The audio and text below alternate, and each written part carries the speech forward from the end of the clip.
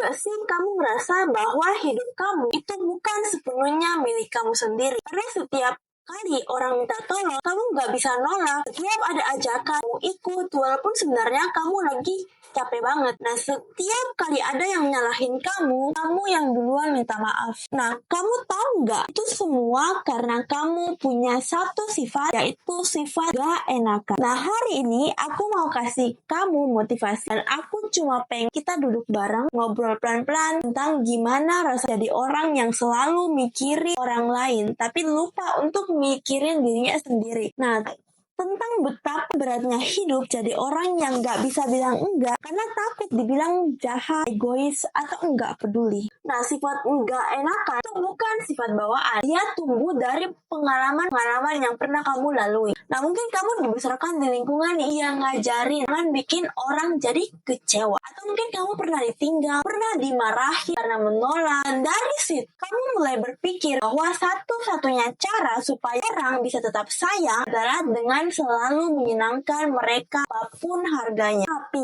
lama-lama kamu bisa sadar harga dari sifat nggak enakan itu terlalu mahal. Kamu kehilangan waktu, kehilangan tenaga, bahkan kehilangan dirimu sendiri karena kamu hanya bilang iya ke semua orang tapi bilang enggak ke tubuhmu, ke hatimu, dan ke jiwamu sendiri. Apa sih yang terjadi kalau kita terus-terusan hidup dalam rasa nggak enakan? Ya capek lah, itu pasti.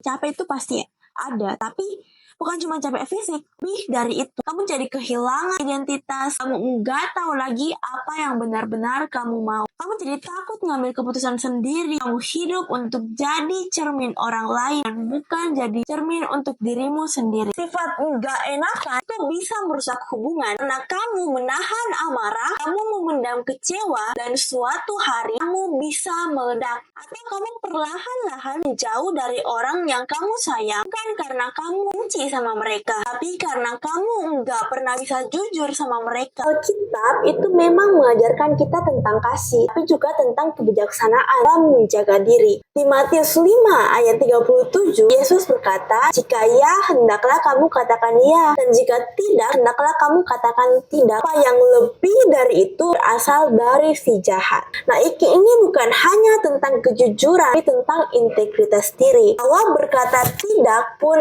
bisa menjawab tindakan benar jika dilakukan dengan kasih. Nah, dalam Lukas 5 ayat 16 dikisahkan bahwa Yesus sendiri sering mengasingkan diri ke tempat yang sunyi untuk berdoa. Itu menunjukkan bahwa bahkan sang juru selamat tahu pentingnya untuk menarik diri sejenak, menolak keramaian untuk menjaga hubungannya dengan Bapa dan dirinya sendiri. Spiritualitas mengajarkan bahwa kita harus mengasihi sesama seperti diri kita sendiri. Tapi bagaimana bisa kita mengasihi sesama kalau kita bahkan nggak tahu bagaimana mengasihi diri kita sendiri? Belajar bilang tidak itu butuh latihan.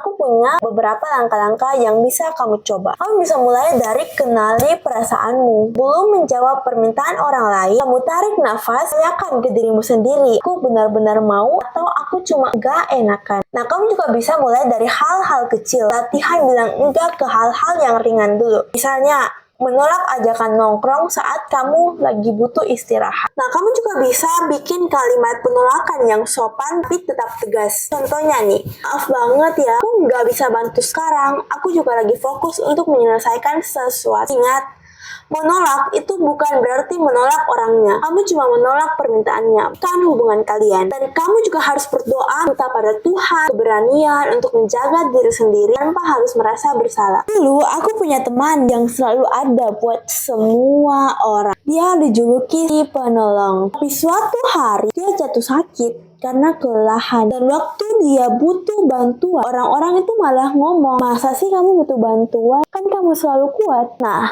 dari situ dia belajar bahwa kalau dia terus-terusan menampilkan versi yang gak pernah nolak, dunia akan menganggap bahwa dia gak pernah capek. Dan saat dia lelah, mereka juga kaget. Orang-orang yang dia bantu juga kaget. Nah, akhirnya dia belajar. Dia belajar buat membatasi dirinya. Dan sekarang dia tetap baik, tetap peduli, tapi dia tahu kapan harus mundur. Dan dia bilang, "Aku gak kehilangan teman, justru aku jadi lebih jujur." Nah, jadi sebenarnya apa yang harus kamu dan aku ingat? Nah, kita semua harus harus ingat bahwa kita itu punya hak untuk menjaga batasan. Nah, kita nggak egois saat kita lebih memilih untuk mementingkan diri sendiri. Dan Tuhan juga mengerti bahwa kita juga butuh istirahat. Dan kita bisa belajar ngomong enggak tanpa rasa bersalah. Karena kita layak hidup dengan damai, bukan dalam ketakutan akan penolakan. Thank you yang udah nonton video ini. Jangan lupa kalau kamu suka dengan video ini, jangan lupa like, comment, subscribe, dan share video ini. Bye-bye. Thank you.